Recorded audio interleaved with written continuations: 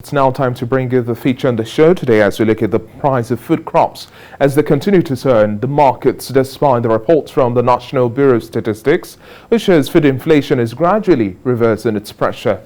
In this report now, Abiola Sholanke went to the markets, filling the polls of buyers and sellers, focusing on the price of tomatoes in particular, one of the most prized vegetables today.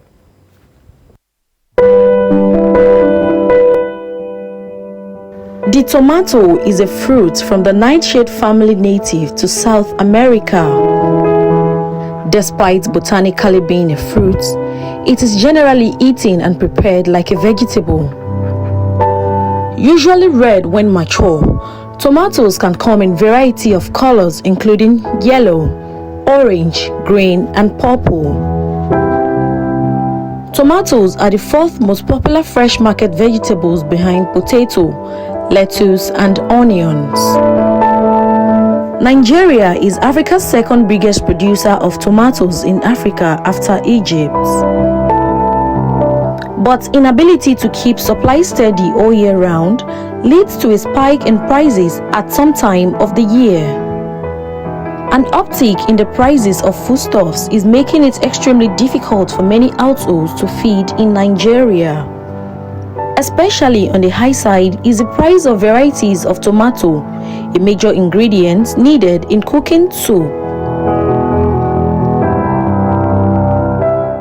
Housewives are concerned and they say, though tomatoes are usually expensive at this time of the year, it had never been as bad as it has been this year. TVC News visited the popular Ojaoba market in the heart of Akure, Ondo State's capital. This tomato seller is disturbed about the rising tomato prices. This one is 500 naira, 600 naira. They are not really buying it much because it's too expensive. Farmers are running away from the farm. Both old and young ones are running away because of insecurity. In Ekiti, this week, farmers were kidnapped. On our cocoa, the new cocoa plantation we are developing in Jugbere, we are working on 2,000 hectares of cocoa. 5 of our young ones were kidnapped right on the farm. But why has tomato become so costly? Why are people paying more to cook with tomato? It's because there is, they no bring it from farm. So all the people that they are doing it from farm, they say they don't want to stay the farm. Well, joining me now to better understand the current market trends and also pricing of food products such as tomato, the fueling factors of the spike, and much more, I have Nkiru Opereke, the Chief Executive Officer and Viragrove Farms. Good to have you on the breakfast show this morning, Nkiru. Thank you, Damilola. Good morning. Now, it's quite a situation having the price of food items continue to soar despite the reversal in terms of pressure we've had. Reports from the National Bureau of Statistics. This is not necessarily questioning the data we have from the National Bureau of Statistics, but the market sentiments are totally different. Prices of food items continue to spike. It's quite difficult to understand, really. How do we tally the reality on ground versus the picture we have in terms of figures today?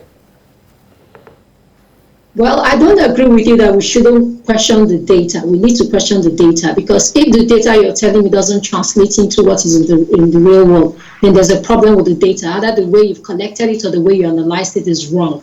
Tomatoes, it's not only tomato prices that are going up, practically everything. People are now deciding what to buy and what not to buy just to have some food on the table. So either the way the data is collected or the way it is translated or the way it is analyzed, there is a disconnect between what data they are transmitting to us and what we can see in the market. And then in the coming days now, say give or take by halfway through the month, we're also expecting the next inflation data as well. How disappointed would it be to have the fact that food inflation, once again, by the third or fourth consecutive time, reverses the pressure, yet when you go to the market, it's totally different? How does this sentiment really affect the man on the street or those who receive all of this news, really?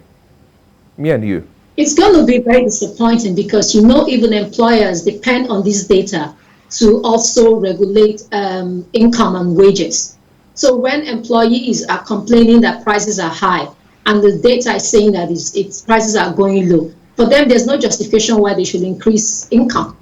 So it's going to be very disappointing in the marketplace. So they should be very careful before they release that data, that they have analyzed it properly and it reflects exactly what is in the marketplace. And now, talking about fueling factors that also make us record quite a lot of spike in terms of our vegetables, from onions to tomatoes to tubers of yam and much more. Not to be the prophet of doom, but you've highlighted certain issues in the past. Make mentioning of what we'll see in terms of the first quarter, second quarter, and once we've missed those belts you highlighted in the last conversation we had, it's just gone. We've lost it, literally. How do you think we're going to survive with further spikes? It's going to be a day at a time. Me, that's a full-time farmer. We're in Lagos, so we're pretty protected. But I have farmers, and I'm in groups of farmers in different places. It's a sad story. One of the companies I'm associated with, we do a mechanization of farms for other people. And one of our tractor operators was kidnapped in Ogun State.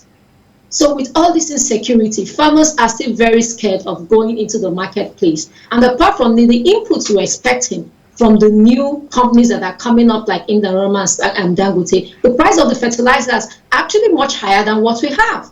So even when farmers are willing to go into the marketplace or into the farms to produce, the inputs are so expensive that people are decreasing what they are producing. And the less food you have on the market means a spike in the prices when the fruits hit the market. Do you think there are any price modulation or price reduction strategies that we could possibly adopt? Because even if you take, for example, a bunch of plantain, for example, you have 4 going for about 500, 600 nairas, the worth of, say, about 300 naira prior to now. So the situation would only get worse. What sort of conversation do you think we can have to now start reducing the price spike? And then another conversation I've also had with other players in the industry is the fact that we need new food hubs. How do we create these? If you create a food hub, we already have existing food hubs in the southwest, in the south, in the northeast and the rest. But there's insecurity. You can build the most beautiful house, but if it's haunted, nobody's going to live in it, which is basically what is happening in our farmlands. So even if you put the food hubs, but there's insecurity, people are not going to take advantage of that. But apart from that, I said the government has to put in money and put in policies to help farmers to go up the value chain in processing, because these things that happen actually happen really all year round. During the rainy season, plantain prices go up, tomato prices go up, and the rest. But if we had a process, if we had investment in processing, during the early part of the year when we have excess tomatoes, like tomatoes selling for 2,000 a basket, this is the time the government or industries who have already been supported by government can mop up this, process them. Then during this time that fresh tomatoes are very expensive, this is the time people can actually use the paste that's already has been processed to make up for these price differences. But the government has to come into the next level of production, which is the processing of vegetables. And then how do we also deal with players as well, exploitative tendencies? Because when you have some level of scarcity, there's also the tendency to unnecessarily spike the cost of items. How do we also deal with this situation?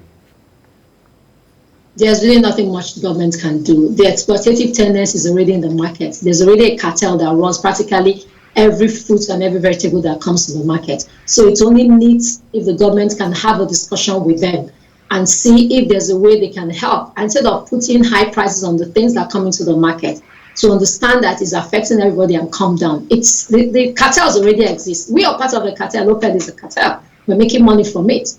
But then it's just to have the heads of the cartel to have a conversation to understand that every time is not about making money, that this period are really dire times for people. If there's a way they can reduce prices just to make enough for them, but not to make a very high profit, then it will help. But the exploitation will always be there.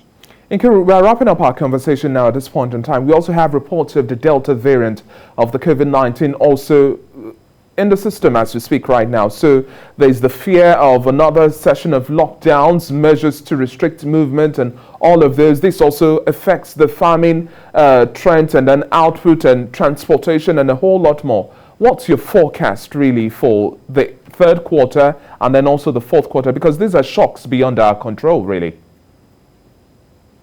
Yes, the only thing I can say that Nigeria was really very careful in handling the other variants that came. Yes, this new variant is quite virulent, it's spreads fast, it's quite devastating. But I think we'll be able to weather this one because last time it was actually unplanned. But people are now aware, and I'm sure people are adjusting. I don't think it will have that a devastating effect in 2020 as it will be in 2021. People are more prepared and might have prepared, and people are much more careful than they were when it started because then we didn't really understand what was happening. But after seeing what happened in India and Brazil, people are quite prepared and people are taking precaution. Thank you very much for your time on the Breakfast Show this morning. Nkuru Okereke, the Chief Executive Officer of Envirogrow Farms. It's been a pleasure speaking with you, and then we'll keep our fingers crossed and wait for the next inflation data, and then I'll have your reaction once again. Thank you. Thank you very much for having me, Damilola. Have a good day.